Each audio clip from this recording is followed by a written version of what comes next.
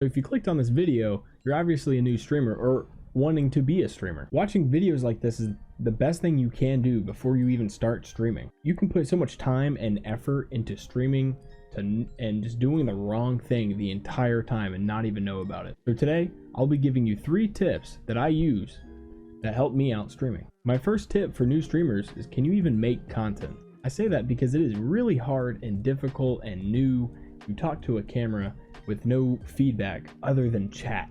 It may look really easy, but it's challenging. So my first tip is try to make a YouTube video. Making a YouTube video gets you used to talking to yourself. Just make any video. You don't even have to upload it. Just record yourself talking to your camera about anything you want and look how you sound.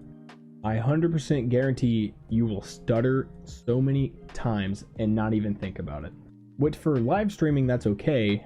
It's live, so people understand that. But for a YouTube video, you know, you got to post the very best quality of content that you can. So practicing making a YouTube video will help you live stream. Another great thing about YouTube is it'll help you create content. In a lot of videos, you'll see people talk about making content, but what is content? Content is up to you. Whatever you want to make about, you make it. That's content. That's you. Content is the biggest part about doing any YouTube, TikTok, Instagram, Twitch. That's the whole purpose, is content. So before going out in the world, make content for yourself. If you like it, maybe others will like it. Tip number 2 I have is equipment, which you probably have already heard a million times, so I'm sorry to bore you, but it's important. It is so important. I'll talk about console streamers first. So if you're streaming on like a PS4, PS5, or Xbox, you're very limited with what you actually can do. But I would recommend getting a webcam. Having a webcam, it creates so much engagement between the viewer and the streamer. They can see your reaction. It does a lot of things just other than being a webcam. For instance, I used to stream with the C920, and I'll show an example here.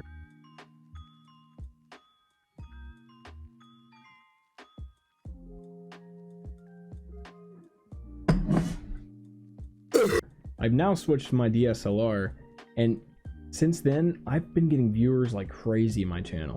The way I see it, when you're going through the browse page of a video game on Twitch, it's like a YouTube thumbnail.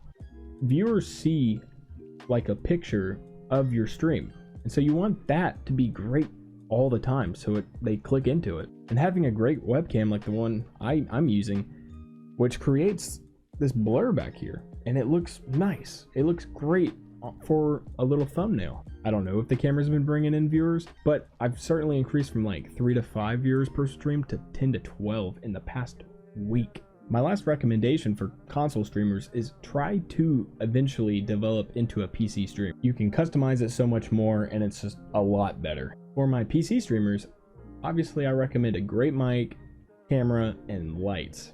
The microphone's one of the biggest parts about streaming. If your voice quality is not that great, people might click out pretty quickly. Now, I'm not saying go spend $400 on an XLR microphone, but don't use your headset microphone. I use the Samsung G-Shock Pro, and it was a little over $100, and it's worked flawlessly for me. I definitely recommend reading reviews of different USB microphones to see which one best suits you. Now, onto the webcam, like I said earlier, it creates a lot of engagement. Nowadays, you have to have a webcam. It's a must. I'm not saying you have to spend like $500 like I did on this DSLR. You can spend money on a C920, which is like less than $100. They work fine. It's just important that you have one. Now, which is probably more important than the type of webcam you have, it's lighting. Currently, I just have an LED lamp with some like parchment paper over the front of it with a bed sheet wrapped around that. It creates a little soft light for me, and I think it looks pretty good. So like I said, I use a DSLR camera, which is a very great camera. This is the DSLR with no lights. It doesn't look good. I'm pretty sure I bought this lamp from Target for like $25. So obviously, if you're streaming with a PC, you have to have a good PC to stream with. So in my opinion, if you have something less than an i7 processor or something equivalent to AMD, there's no chance of you streaming. Streaming requires a lot of resources from your computer. Even myself, I have an i9-10900K with a 2070 Super. I still have issues streaming some games. I would definitely recommend using 2 PCs, but since we're only beginning streamers, that's a lot of money to spend. Which brings me to another tip, but not one of my 3. Do not spend a whole lot of money on streaming right off the bat. Right now, streaming is very tough and competitive. There are so many people streaming. And right now, if you started streaming, you're not even competing against people with 20 views. You're competing against the people with 0 to 1 views. Those are your opponents. You have to make it a mission for yourself and bring out that artistic side in you and make your stream better than theirs without spending too much money. So my last tip for new streamers is finding a game to play. Finding a game to play is literally everything. That's your content that you're making. It is perfectly fine streaming games like Apex or Fortnite or Modern Warfare, where there's hundreds of people streaming them. As long as you're making content for other platforms like TikTok or YouTube. If you're trying to stream and only stream, you're never gonna go anywhere. I'm sure you've been on TikTok and every third scroll you see someone making a video of their setup or of their stream or a game highlight. That's what you gotta do now. You have to go out to other platforms and bring in viewers to Twitch. I'm not saying you won't get any views just from Twitch, but it will definitely help if you network yourself through other platforms. So if you're not like a big first-person shooter game, you like playing a variety like RPGs, arcades, racing, anything like that, I'd recommend finding a game on Twitch with less than or equal to 1,000 viewers. At 1,000 viewers, you have a pretty good chance of someone clicking on your stream. Now that's not me saying play games you don't want to play, because if someone joins your stream and you look like this, what's up, dude? They're definitely gonna click the fuck out of that. So my personal recommendation for variety streamers is, let's say you have 10 games. Play each of those 10 games for a week. And I mean like play game 1 for 1 week, game 2 for 1 week, and see how many viewers you get. Let's say game 1, you get no viewers. Game 2, you get 3. Now obviously game 2 is probably better than game 1. Let's say you stream 4 times a week. 3 of those days should be game 2.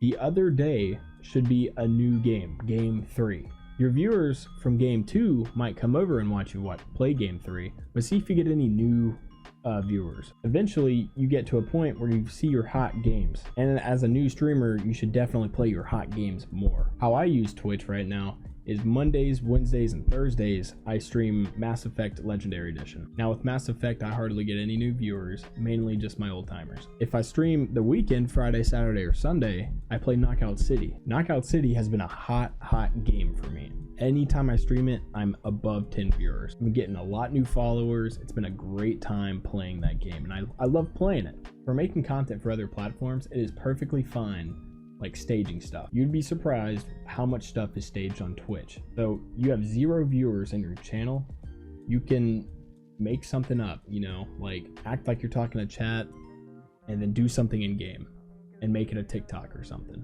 You can do that. That's perfectly fine. People like seeing it. You can make a fake chat message of them saying something and then you come back with something witty. People like that. So one last tip, it's not really like a big tip, but do not get on Twitch and look at the top streamers. What the top streamers do is what they can do because they are a top streamer. Look at people about 500 views and lower. 500 viewer or less streamers, that's your audience. You're not gonna pull anyone who watches Ludwig or Mizkif. You're not pulling their viewers. You're after the 500 viewer or lower mark. Those are the people who like watching new streamers. And that's something you have to understand. So watch their streams, see what they do, and try to kind of not mimic their content, but you know, like Ludwig say, like pull and twist or something like that. Like make your own spin with it. And so that made me want to rig up a camera like this. It has a good view and it's interesting. Not a lot of people have their camera like this. Eventually I will have lights going around my desk, and so when someone raids my channel, I can click a button, the lights will start playing the music, and it'll be a party zone up in here. As a new streamer, you're constantly going to have to think of new ways to change your channel for the better. Do not be afraid of doing new things. You're not losing anyone watching, so what's the harm in it? So with that, guys, thank you for watching the video.